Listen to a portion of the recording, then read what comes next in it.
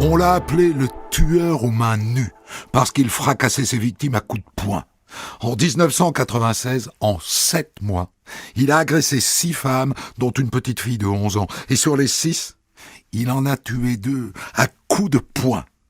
Voici l'histoire terrifiante de Mamadou Traoré, que nous débrieferons tout à l'heure avec l'avocat général qui a défendu l'accusation à son procès, Philippe Bilger. La réalisation est signée Céline Lebras. Europe 1, Christophe Ondelatte.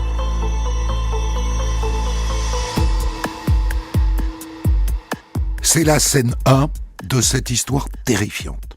Elle a lieu un matin d'avril 1996 dans le 13e arrondissement de Paris. Il est 7 heures. Le tenancier de la maison de la presse de l'avenue de Choisy va ouvrir son magasin et comme d'habitude, il entre par l'arrière-boutique. Et dans un recoin, il voit une forme allongée. « Madame ? Madame, qu'est-ce qui s'est passé ?» La femme est vivante, mais inconsciente, à moitié nue. En haut, elle n'a qu'un soutien-gorge et en bas une mini-jupe. Et au pied, une seule chaussure. Le type appelle tout de suite les secours. Les pompiers arrivent les premiers. « Madame ? Madame, c'est les pompiers. Qu'est-ce qui vous est arrivé, madame ? » Ah. Comment vous appelez-vous, madame ? Votre nom ? Restez avec nous, madame, restez avec nous. Comment vous appelez-vous ? Daniel. Daniel ? Daniel comment, madame ? Daniel. Elle est tout de suite emmenée aux urgences de l'hôpital de la Pitié-Salpêtrière. Son état est jugé très préoccupant. Le pronostic vital n'est pas loin d'être engagé. Traumatisme crânien et fractures multiples. Et elle a été violée, docteur ? Non, je ne pense pas. Agressée sexuellement, possiblement, mais pas violée. Ce sont les policiers du 36 qui sont chargés de l'enquête. Et quand ils débarquent sur place, ils sont furax. Oh putain de pompiers. Mais combien de fois on leur a expliqué qu'il fallait faire attention avec leurs gros pieds, là ? Ils nous ont salopé la scène de crime. C'est pénible, ça. Mais c'est comme ça. Faut faire avec. Les policiers font le tour des voisins. Moi, j'ai entendu des cris cette nuit. À quelle heure, vous vous souvenez ? Oh, vers 2 heures du matin. Un autre voisin qui rentrait tard, vers 3 heures, a remarqué du vomi dans l'entrée. Le reste, si tout va bien, c'est elle qui va le raconter, dès qu'elle ira mieux.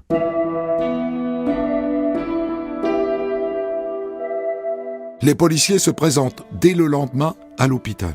Et ils apprennent que Daniel Bati, c'est son nom, a 35 ans, qu'elle est secrétaire trilingue dans une entreprise de Levallois-Perret, et qu'elle vit seule. On pourrait la voir pour lui poser quelques questions, docteur.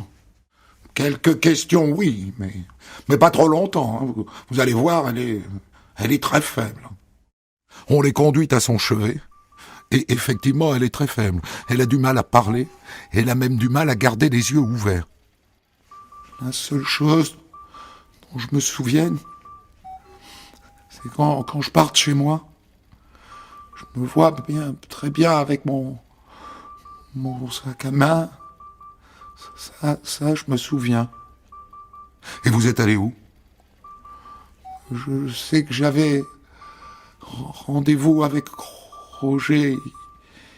Il habite pas loin, rue de Choisy. Je crois que j'ai bu un café avec lui.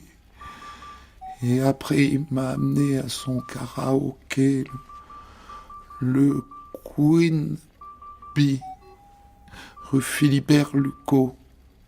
Ah donc il a un karaoké, votre Roger. Et vous avez passé la soirée là-bas ?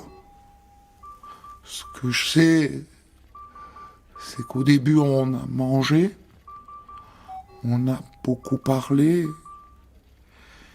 et puis à un moment, je crois qu'il voulait coucher avec moi. Je sais pas, je crois qu'il m'a touché la poitrine. Et après ?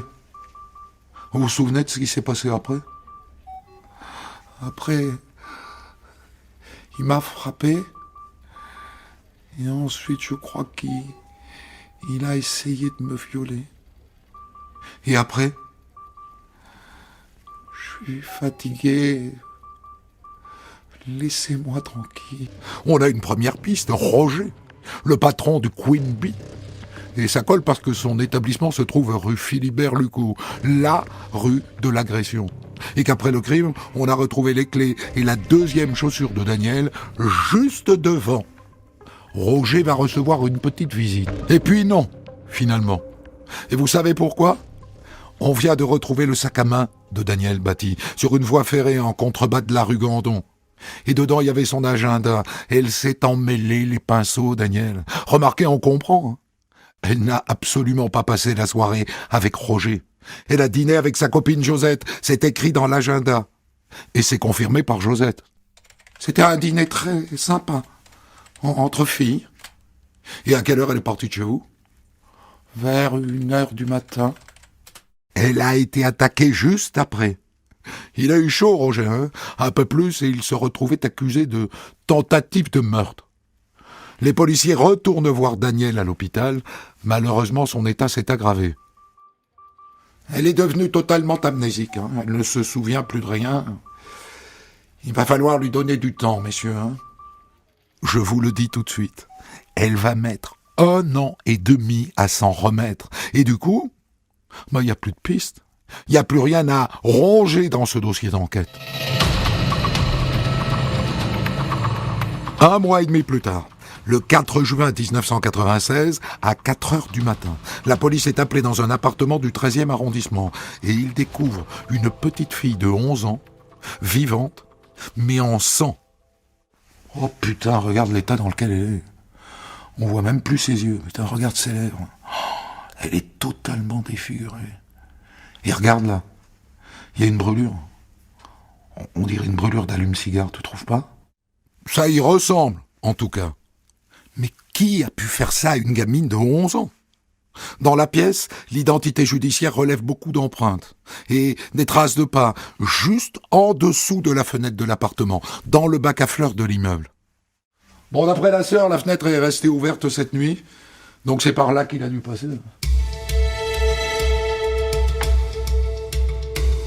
1 mois et demi plus tard, le dimanche 25 août 1996 à 8h du matin, toujours dans le 13e arrondissement de Paris, une habitante du 20 rue Caillot remarque un chien couché devant la porte de l'immeuble. Et ce chien, elle le reconnaît tout de suite.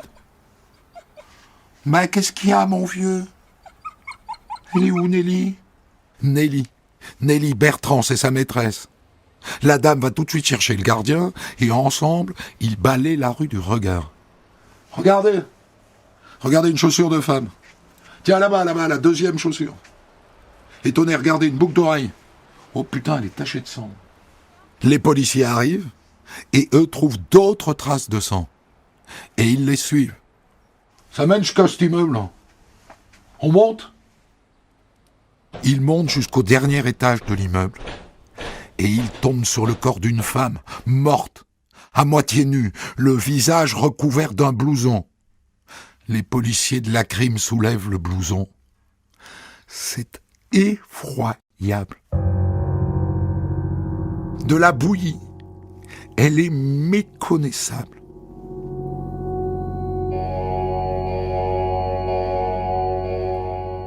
Bien.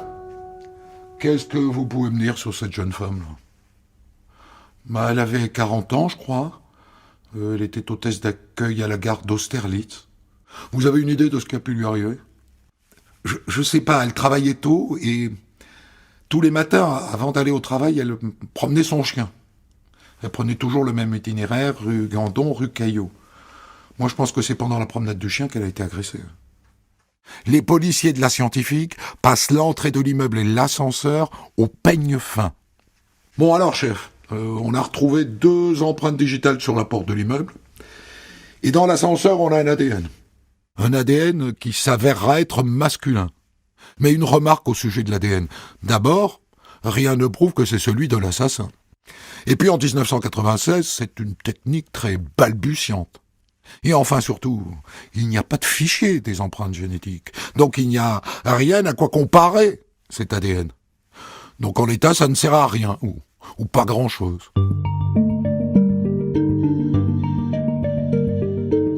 Ça nous fait donc 3 affaires, toutes dans le 13e arrondissement de Paris, à quelques semaines d'intervalle les unes les autres. Mais attention, hein, à ce stade, rien ni personne ne les relie, ces 3 affaires. Moi, je vous les raconte bout à bout, et c'est pas fini d'ailleurs, parce que je sais qu'elles ont un rapport, parce que je connais la fin de l'histoire. Mais dans la maison Poulaga, pour l'instant, ce sont des enquêtes séparées.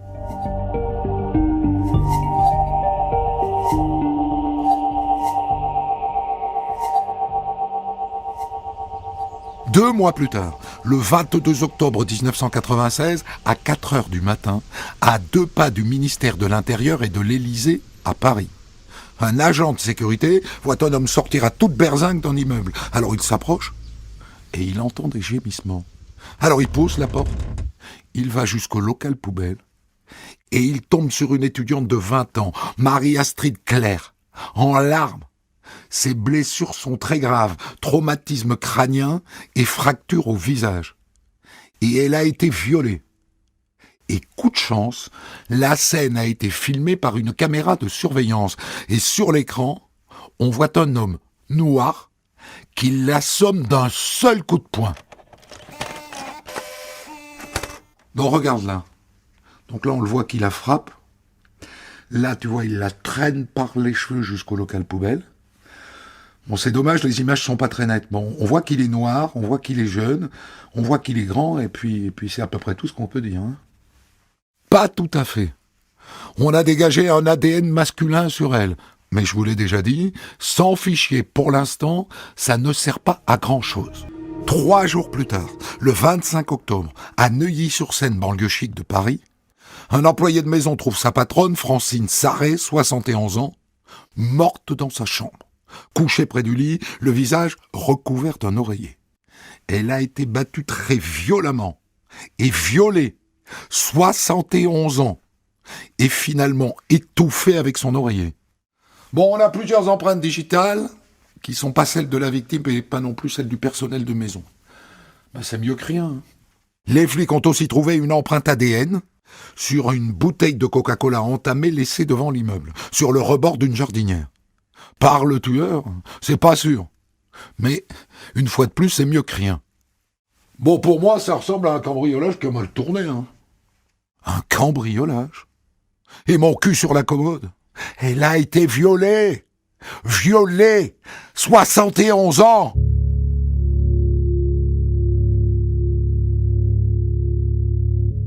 Cinq jours plus tard, une femme est agressée dans un parking. Et tendez bien l'oreille parce que c'est cette affaire qui va permettre de relier et de dénouer les 5 premières.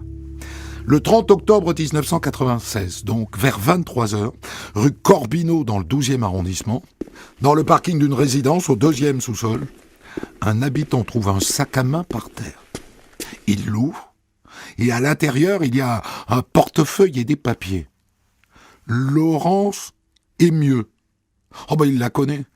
Il vient de retrouver son sac à main. Elle va être bien contente. Alors il l'appelle. Pas de réponse. Il la rappelle le lendemain matin. Toujours pas de réponse. Alors il va voir le gardien de l'immeuble. J'ai trouvé le sac de Laurence Émieux dans le parking hier. J'arrive pas à la joindre. Dans le parking, vous dites? Vous pouvez me montrer où? Les 2 hommes descendent au parking et au lieu de prendre l'ascenseur, allez savoir pourquoi, ils prennent l'escalier de secours.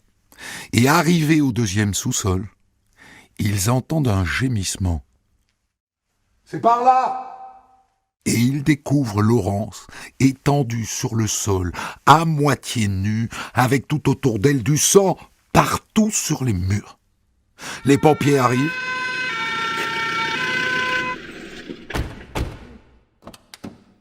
Ah, elle est bien abîmée, hein. En l'état, elle est intransportable, hein.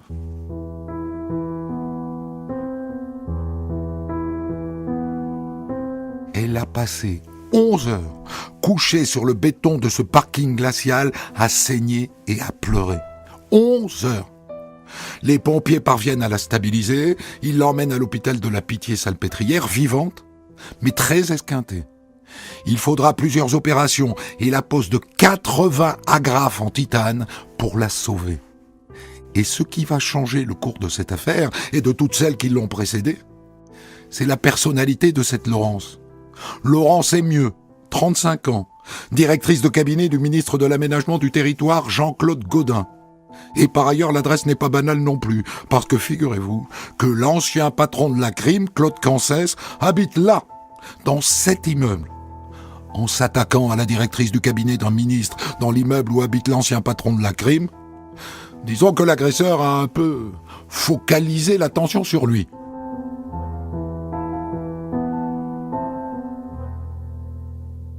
À partir de maintenant, il les a tous sur le dos.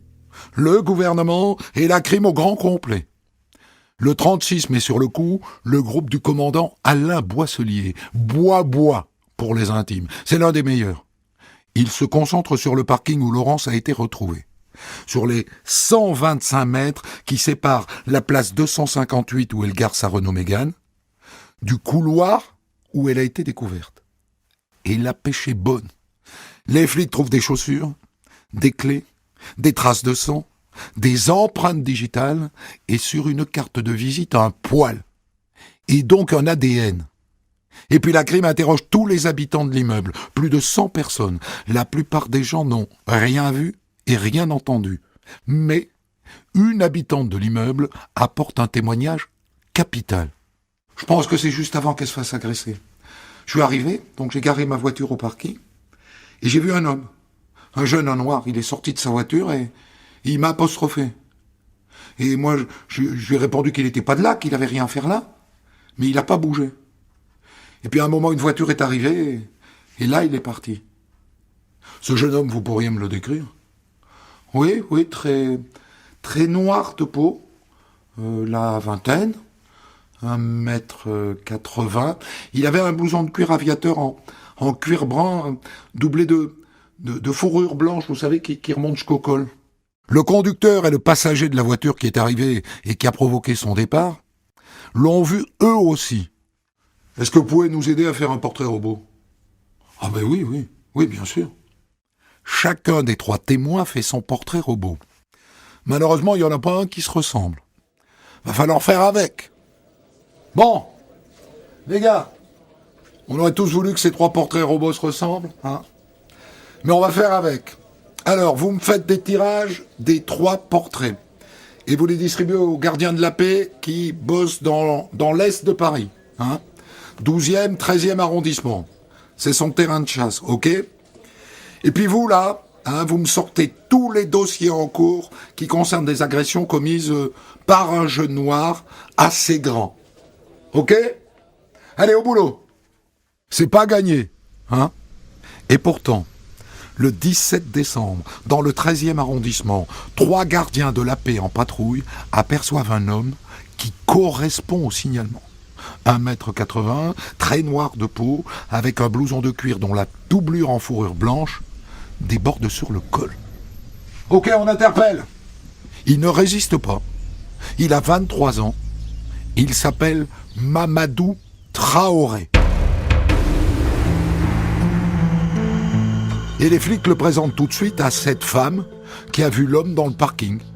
Ils la mettent derrière une vitre sans teint et Traoré au milieu de 4 jeunes noirs. Est-ce que vous reconnaissez parmi ces hommes l'homme que vous avez vu dans le parking? Oui, c'est lui là. J'en suis sûr, c'est lui. Et elle désigne Mamadou Traoré. Ça n'est pas une preuve, hein. Mais alors que va débuter la garde à vue de Traoré, disons que c'est une bonne carte dans le jeu des flics. Avant d'aller assister à son interrogatoire, un mot sur le casier judiciaire du coco. 3 condamnations. À 23 ans, c'est pas mal. Une pour détention et usage de stupéfiants, bon, banal. Mais 2 pour violence volontaire. La dernière, il y a 2 mois, dans le 13e arrondissement. Ça colle bien, tout ça. Et puis, bonne nouvelle. L'oiseau est en liberté conditionnelle et il n'a pas respecté son contrôle judiciaire. Donc, s'il n'avoue pas dans l'affaire du parking, eh bien, il y a moyen de le mettre au frais. Et c'est parti pour la garde à vue. En face de lui, les flics se relaient pour essayer de le déstabiliser. Et lui, il est assis sur sa chaise, et il chique, il ment, il nie, Il les balade. Bon alors, tu peux peut-être nous donner ton adresse? Tu la connais, ton adresse? Tu l'as pas oublié, ton adresse? Ton adresse, putain! D'accord. D'accord, rue Gandon. Rue Gandon, Gandon. Dans la tête des flics du service, ça fait comme un déclic. Rue Gandon. Mais c'est tout près de la rue Caillot, ça. Où cette femme a été assassinée au mois d'août. Comment s'appelait-elle déjà? Nelly Bertrand. Et si c'était le même homme? C'est à ce moment-là que les flics se posent la question, pas avant. Or, comme vous le savez, dans le dossier Nelly Bertrand, on a de l'ADN. Eh ben, il n'y a plus qu'à comparer, et puis c'est tout. Les flics prélèvent un peu de salive avec un bâtonnet dans la bouche de Traoré. L'analyse du labo prend quelques jours. Bingo! C'est lui!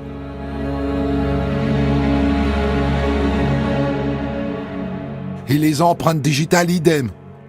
Mamadou Traoré serait donc et le violeur de Laurent Sémieux et l'assassin de Nelly Bertrand. Beau travail!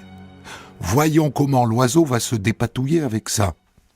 Bon, on va être très franc avec toi. On a trouvé tes empreintes sur la porte d'un immeuble où une certaine Nelly Bertrand a été tuée. T'en dis quoi de ça? Ben, ça m'arrive de vendre du shit dans les entrées d'immeubles. Ouais, c'est peut-être pour ça. Ah d'accord. Quand tu vends du shit, tu vas ailleurs que dans le hall? Ah ben non, jamais, non. Je fais mon deal dans le hall et puis je file, quoi. Alors comment t'expliques qu'on retrouve tes empreintes ailleurs dans l'immeuble? Et là, vient un moment mystérieux dont tous les flics rêvent la nuit. Traoré ouvre le robinet des aveux, en grand, d'un coup. Et il se met à raconter la nuit où, pour la première fois, il a croisé Nelly Bertrand qui promenait son chien. J'ai vu arriver cette femme, très belle. Nos regards sont croisés. Et j'ai vu dans ses yeux que j'avais mes chances. Alors je l'ai abordée, quoi. Et je marche avec elle, on a parlé musique, tout ça. Après on s'est séparés en se faisant la bise. Et moi, le lendemain, je pensais à elle toute la journée. Alors le soir, j'y suis retourné. Et je l'ai revue. Et quand elle m'a vu, elle m'a repoussé.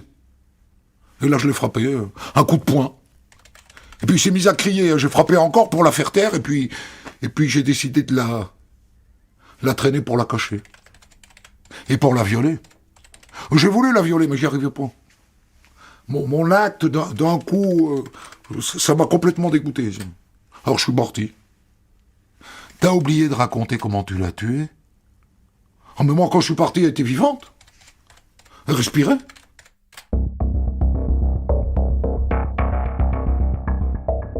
Bon, ben voilà. Les policiers ont décroché des aveux sans même avoir eu recours à l'ADN. Et Laurent Sémieux, maintenant, la directrice de cabinet du ministre, violée et massacrée dans le parking. Là, les flics sont à poil. Ils n'ont ni empreinte digitale, ni trace ADN. Mais après avoir épluché le dossier de Traoré, ils savent qu'il a un point faible. Sa maman. Il dit qu'elle l'a abandonné et que quand il sera en prison, elle ne viendra même pas le voir. Bon, écoute, Mamadou. Je te propose un truc. On va chercher ta mère. On la fait venir. Tu la vois tout seul, en tête à tête, vous parlez de ce que vous voulez. Mais après, tu nous racontes ce qui s'est passé. Ok? Ok, oui. Et ils amènent la mère. Et ils les laissent en tête à tête. Et juste après, Traoré lâche. Bon, l'affaire du parking, c'est moi. Je me suis caché derrière la voiture pour attendre de dépouiller quelqu'un. Et puis quand cette femme est sortie de sa voiture et qu'elle m'a vu, elle a crié. Et elle s'est mise à courir. Je l'ai rattrapé, je lui ai donné des coups de poing. Je lui ai pris son sac et là j'ai voulu partir et puis je l'ai traîné dans un coin et puis j'ai eu une pulsion, quoi, comme avec l'autre. Mais j'y suis pas arrivé encore. Et c'était à cause de son visage qui était couvert de sang. J'y suis pas arrivé. Et il signe ses aveux. Et les flics se disent. Il en a commis d'autres, évidemment. il en a commis d'autres.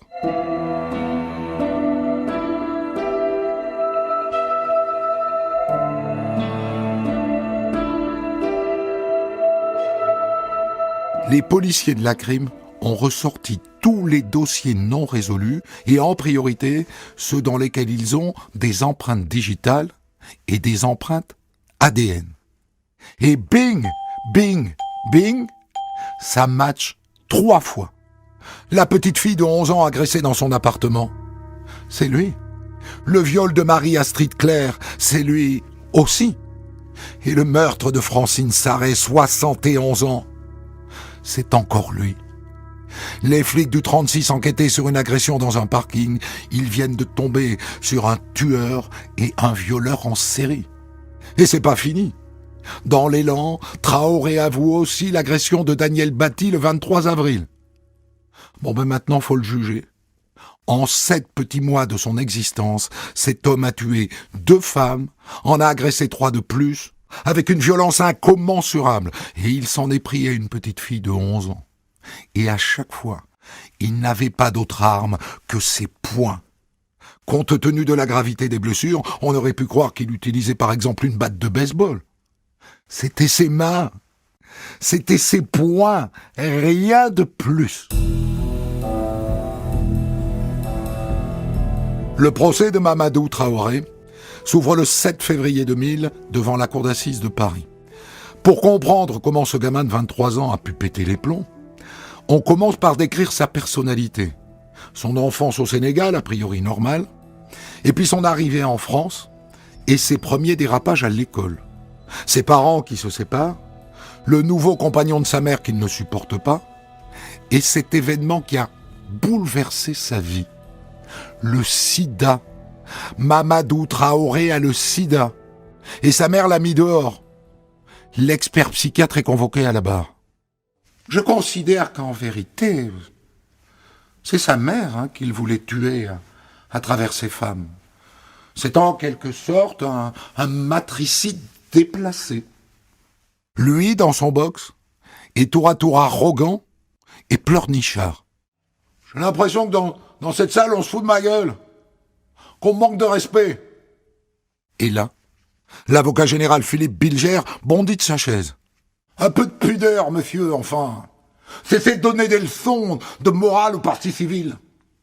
Et quand il s'agit d'expliquer pourquoi il les a tués, pourquoi il les a violés, pourquoi il les a frappés à coups de poing, Traoré dit qu'il a été marabouté. Et il oblige son avocat, Maître Honorat, à relayer ses sornettes. Mamadou Traoré est un garçon extrêmement particulier qui a vécu depuis sa petite enfance dans un climat. La sorcellerie, le maraboutage est omniprésent dans son parcours. Il est né dans des circonstances qui font appel à la sorcellerie. Il en est fortement imprégné. Le 15 février 2000, Mamadou Traoré est condamné à la réclusion criminelle à perpétuité, assorti d'une peine de sûreté de 20 ans. Et depuis qu'il est en prison, il a plusieurs fois agressé des surveillants et il a fait de nombreux allers-retours entre des unités de soins psychiatriques et la cellule de sa prison. Pour commenter son histoire du jour, Christophe Ondelat reçoit un invité, acteur direct de son récit. Pour débriefer cette histoire, j'ai demandé à Philippe Bilger, qui était avocat général au procès de Mamadou Traoré, d'être là. Philippe, je suppose que si vous avez accepté plus de 20 ans après ce procès de revenir sur cette affaire, c'est parce que elle vous a marqué. Elle m'a marqué, Christophe Ondelat, et bien sûr, sans faire dans la flatterie, c'est parce que c'est vous aussi qui m'avez invité. Ah. Mais bien sûr, elle m'a marqué, et pourtant j'ai connu des affaires terrifiantes. Celle-là est demeurée dans mon esprit, mais je vous remercie d'avoir replacé une infinité de détails dans ma tête, tout de même. Vous le voyez pour la première fois, lorsqu'il entre dans le box. Quelle impression est-ce qu'il vous fait? Est-ce qu'au regard du dossier que vous avez lu avant ce procès d'assises, il vous surprend d'une manière ou d'une autre? Non, parce que évidemment, je m'efforce toujours d'arriver à l'audience, et en particulier évidemment le premier jour, avec une sorte de curiosité. Bien sûr, le dossier m'avait persuadé de l'extrême violence de cet individu, mais je le vois arriver dans le box. Il correspond à la description que vous en avez donnée, et je ne sais pas encore comment il va se comporter sur le plan judiciaire, ni comment il va répondre aux questionnements qui lui sera adressé. Il est intelligent ou très limité? Je dirais plutôt limité et en même temps roublard. Vous voyez, c'est-à-dire que il y a une manière d'éluder les réponses aux questions qui peut donner parfois l'impression de l'habileté, mais c'est surtout peut-être à cause de la pauvreté du langage qu'en réalité on a l'impression d'une sorte de manipulation, alors que tout simplement il n'a pas les mots pour décrire ce qu'il a vécu et ce qu'il a fait subir. Je veux qu'on parle de ce moment où l'expert psychiatre vient à la barre et offre une explication. Sa mère l'avait abandonné, c'est sa mère qu'il voulait tuer à travers ses femmes. Il parle de matricide déplacé. Est-ce qu'il vous convainc? Christophe Ondelat, bien sûr, je n'ai jamais été dans ma mission d'avocat général toujours très fanatique des explications de cette sorte. Mais là, et à partir de votre excellente relation également, je suis obligé de relever que, en effet, durant 7 mois, il commet des crimes atroces, et que juste avant, bien sûr, juste avant l'agression de Daniel Paty, il a eu un différend avec sa mère qu'il a rejeté.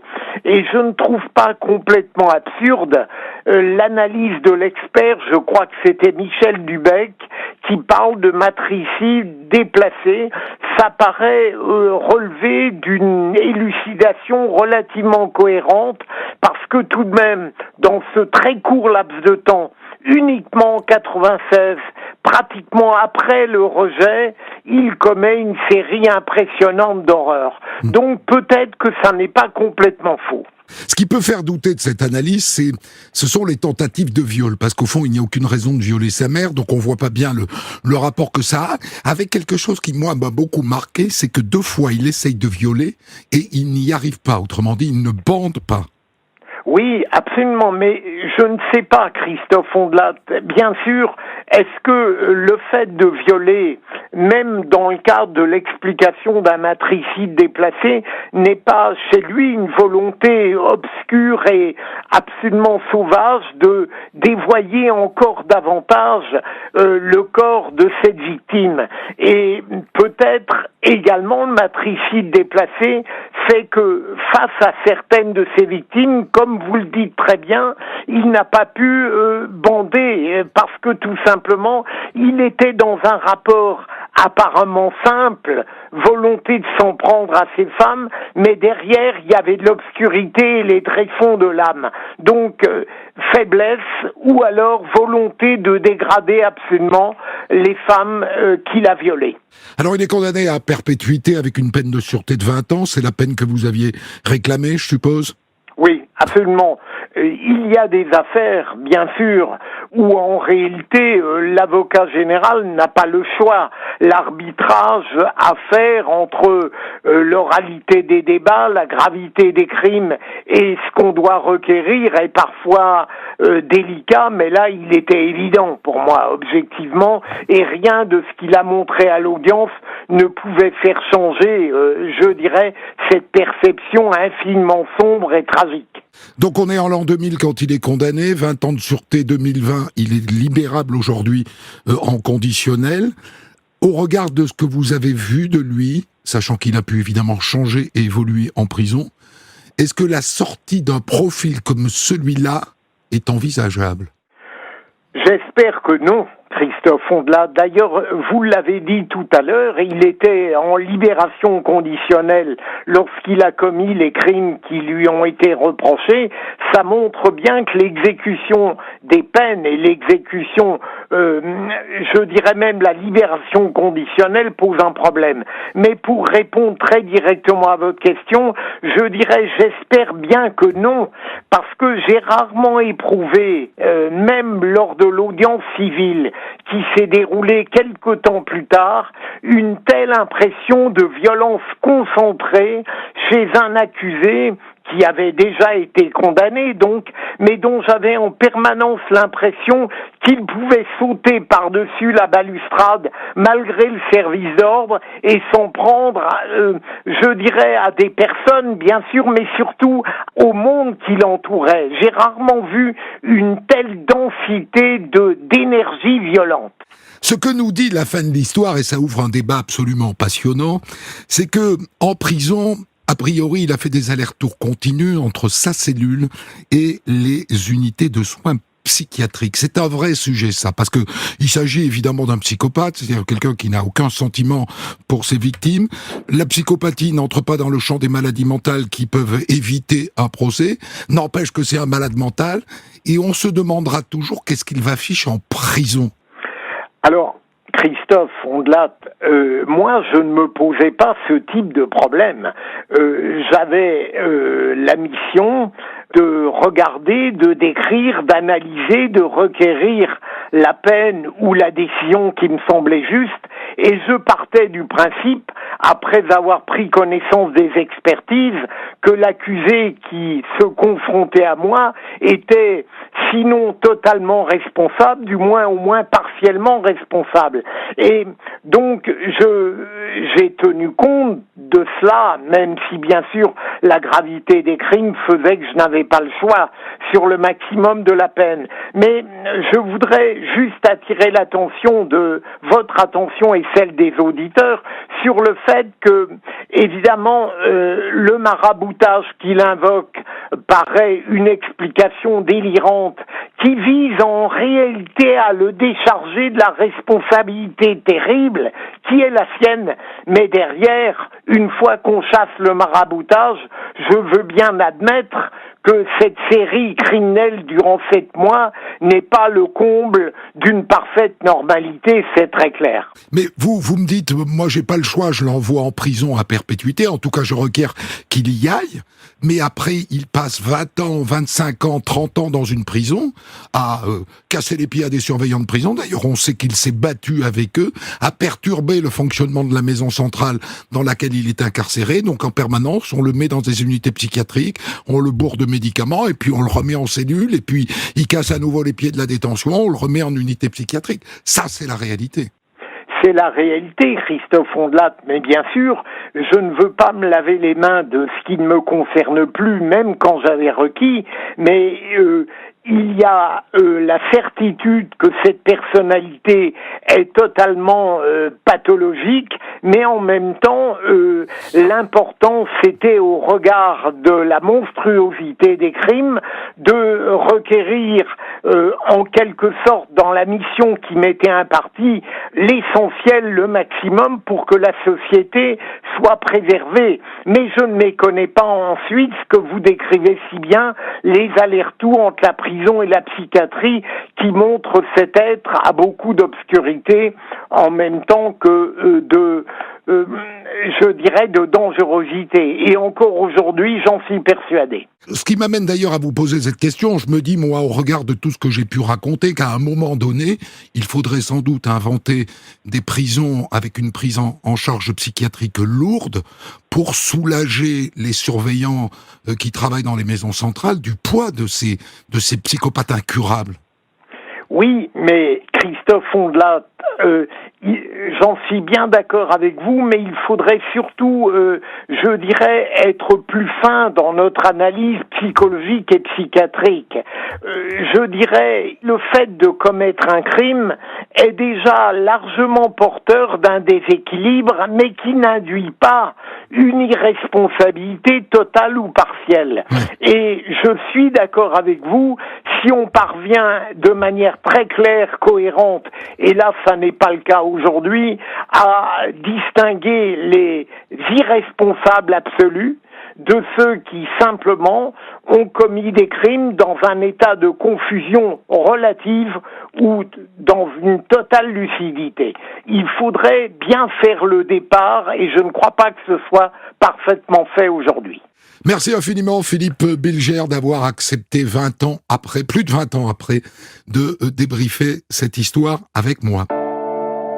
On de la raconte, des dizaines d'histoires à écouter sur votre application de podcast.